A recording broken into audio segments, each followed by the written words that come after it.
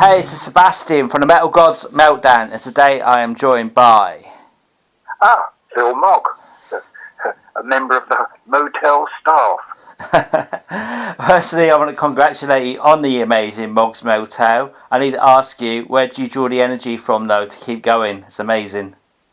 Well, I had that, I stepped down from UFO, and then we had lockdown, and that's when I started mucking around with this. But I also chuck a heart attack into that permutation, so that slows you down a bit.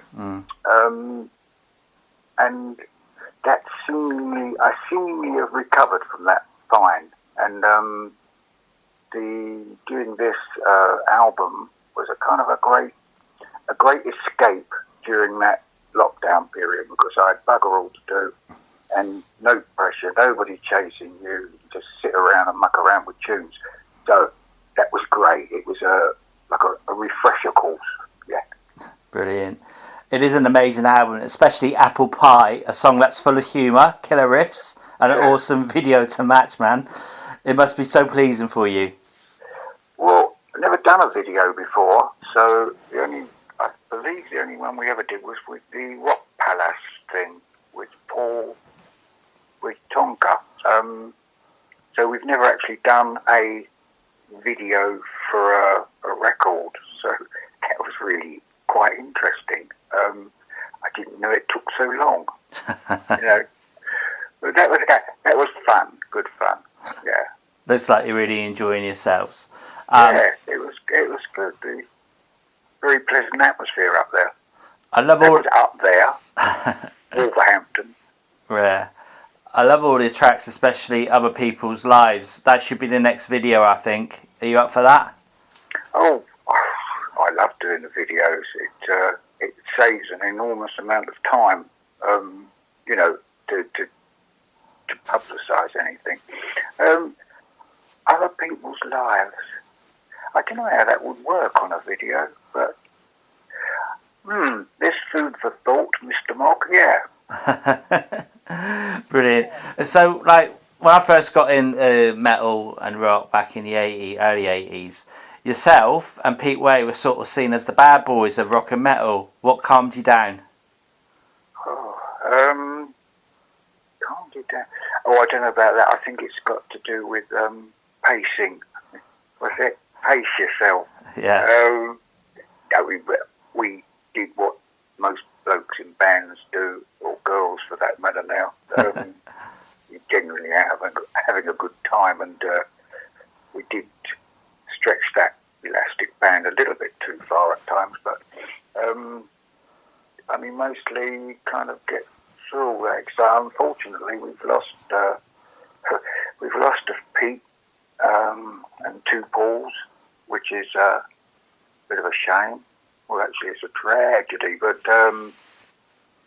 I'm still here, and as Andy Parker has just said to me here, what did he say? He's come up here. As Dame Maggie Smith so beautifully put it when asked how she felt about getting old, it certainly beats the alternative, she said. There you go. He was staring right in front of me. Brilliant. I've lost track now. See how I drift away from the question. It's cool. I've always thought like your humour and that is like on a par with John Lydon. Have you ever met John Lydon? No, I've only ever seen. I've seen that band on Top of the Pops though. Yeah, a lively bunch. That's to say the least. No, I've never met him. Never seen the band live. Anyway, I saw the Sex Pistols on them, but I've never the other band he's got is Pill, isn't it? That's right. No, I've never seen those either. Right. I can just imagine you two in a room back in the day. That would have been quite hilarious. Oh, he'd probably out-chat me. Anyway, back to the album. I really believe it's one of the albums of the year. Your style of writing would scare the PC woke world of these days. What's your message to them? I don't actually know much about it. I don't. I think I did ask Emma the other day. I said, "What's woke?" Because I don't actually know what it is. Right. It's something to do with something. No, I don't actually really. If you ask me what I have no idea what it is. But so I kind of just carry on how you carry on. You just your natural self. No, I've never watched, particularly watched my P's and Q's anyway. So I'm gonna. What's woke? There you go. I'll find out later. Brilliant. All right, then. So I want to take you way back to your youth and the boxing. Do you ever regret not going down that road as a professional? And have you ever hooked a band member? No, I think the boxing thing got a bit exaggerated there. I did do schoolboy. When you're like at school, Yeah. and you go to Enfield Boxing Club, and I did that. I think with Keith Woodward, the guy from down the road. We both went, and it didn't take very long to realise that this is not really going to work because it requires a lot more than what you think it would require, and it also, to get anywhere in that line of work, look how few world champions there are. To get anywhere in that field, you've really got to be dedicated. And after having my nose pummeled by Regix, Mr. Arms of Enfield in an exhibition bout, you kind of look and you think, nah, you're never going to. No, you're not very good, Phil. That was it. Yeah, you're not very good. So no, that was one of those things you do when you're kids. I mean, next thing that came along was Bruce Lee. So I was probably be a kung fu champion then. No, it was one of those kids things where you think, oh, this would be good, but no, it's way out of my league. Okay. So with this, going back to the album, when it gets released, are there hopes to maybe do a few sort of shows, gigs? I wouldn't mind doing a couple, 2 or 3, like a, party release kind of shows, but not, I'm not particularly keen. I don't fancy touring, that's for sure, but when you club a few gigs together, that's doable. And I was just asking our manager, maybe we could put together 2 or 3 gigs, and a London gig in there too. We're looking at that, but nothing concrete at the moment. Okay. It's hard to believe, right? Dr. Doctor was penned in 1974, so I was 5 years old back then, and will live on in rock history as one of the all-time greatest songs. But is there like a UFO song you wish had gotten more recognition from your history? There'll be loads, I know, but is there a particular one? Not really. Dr. Doctor was an oddball one. I think Chrysalis managed to sell 25 copies when that came out. I remember being quite furious. So no, I think the Strangers album has got everything on it. So all the songs I really liked got exposure on that. No, I think everything's fine how it is, and I think we got enough exposure from the live album to last quite a few years. I'm going to break into that song then. Memories. Yeah, I'm very happy with what we've got. Because I particularly love like one of your later albums and the song "Burn Your House Down." I think that's a phenomenal song. I do like that. Yes, and even the Newt said I like that number. Yeah. Yes, I'd forgotten about that. I do like that. Yes, well done there. Thank you. Yeah. All right. So, if there was a made-up song about yourself, what would it be called? Like a totally new song? if I made up a song about yourself. Yeah. Here we go, loopy loo. Here we go, loopy lie. Wow. You got me there. Checkmate. I can't manoeuvre. I don't know what to say. Loopy Loo's good. I like that other god-awful one, was it? Oh no, I can't even do it. You know those songs you get on your mind and you can't get rid of? Yeah. Like the most awful song in the world. And I just got it when you said that. I went, I'm still standing. Oh, no. No, you can't get rid of it. It's one of those where you go, best to give it to someone else. I don't know if you've done that at all. All the time. You whistle it in their ear and then you go, you can't get rid of it. That song. All but Loopy Loo and I'm Still Standing. All right. What would you put your longevity down in the music career to? I mean, I suppose you could say a certain amount of stubbornness or a refusal to lay down, because there's certain periods during this malarkey where you actually go, this is we're skint, got no money, or you tend to forget about that. You know, you always remember the highs, the lows. You tend to, happiness is the ability to forget. So you forget about the, swapping credit cards where you take money out from one to pay the other. All those things you forget about. So the longevity I put down to, there isn't any alternative. Either you do what you do, or you give up, and then that would be awful. So you just get your head down and drive on it through. Amazing. So, if we ask this a lot, UFO is definitely finished, yeah? Never coming back? No, I think we've reached that point now.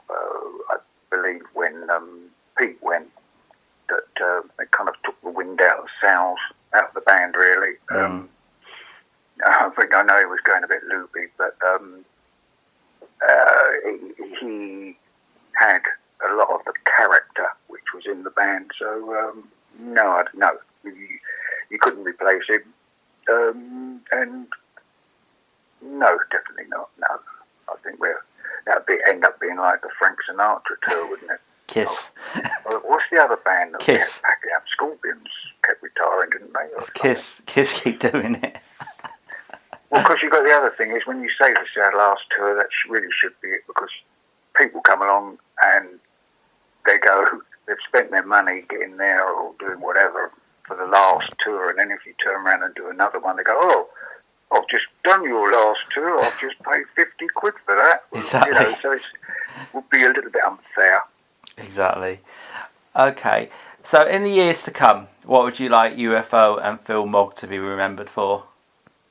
Just as a cracking good little band, nothing too glorious, but just when you go, like I do, I sing the Animals at the Club Norwich in Tottenham when I was about 15, and I always would go, that's a good band. I really enjoyed that night, and enjoyed Eric Bird, and so I think that's compliment enough. Absolutely. Well, personally, I want to thank you for all the years of fantastic music, and I think I've seen you probably live 3 or 4 times, maybe more. Actually, the last time it was with Tara Lynch. That was just after COVID. That was the last time I saw you. Oh, blimey. That was a good before show. COVID, wasn't it? Was it before? I can't remember. Oh, no, nor can I. I know I saw you at Fengarola, right? So I was in Fengarola in Spain, and you played there, Rock the Coast, which was phenomenal, but I had really bad fucking suntan. It was awful. My first day there, I got really bad suntan, and then I was getting knocked in the photo pit, and anyway. But you guys were fantastic. Scorpions were good as well. Europe, Michael Monroe. It was all fantastic. Anyway, so that was the last time. So I want to thank you for that, the memories and everything. Do you have anything for your fans, our viewers and listeners? Final words. Well, the motel is opening on September the 6th, officially opening. We haven't got any celebs opening it at the moment, but that's officially open. And I have just a couple of standard rooms left, so get in there quick. I've put in vibrating beds in all the rooms, so that's only 25 cents, you know, the nice vibrating ones you get. Yeah, they're fantastic. There's a bar in each room, but I've got a couple of standards left, so to any would-be fans out there, get in quick, get your booking, and we'll sort you out.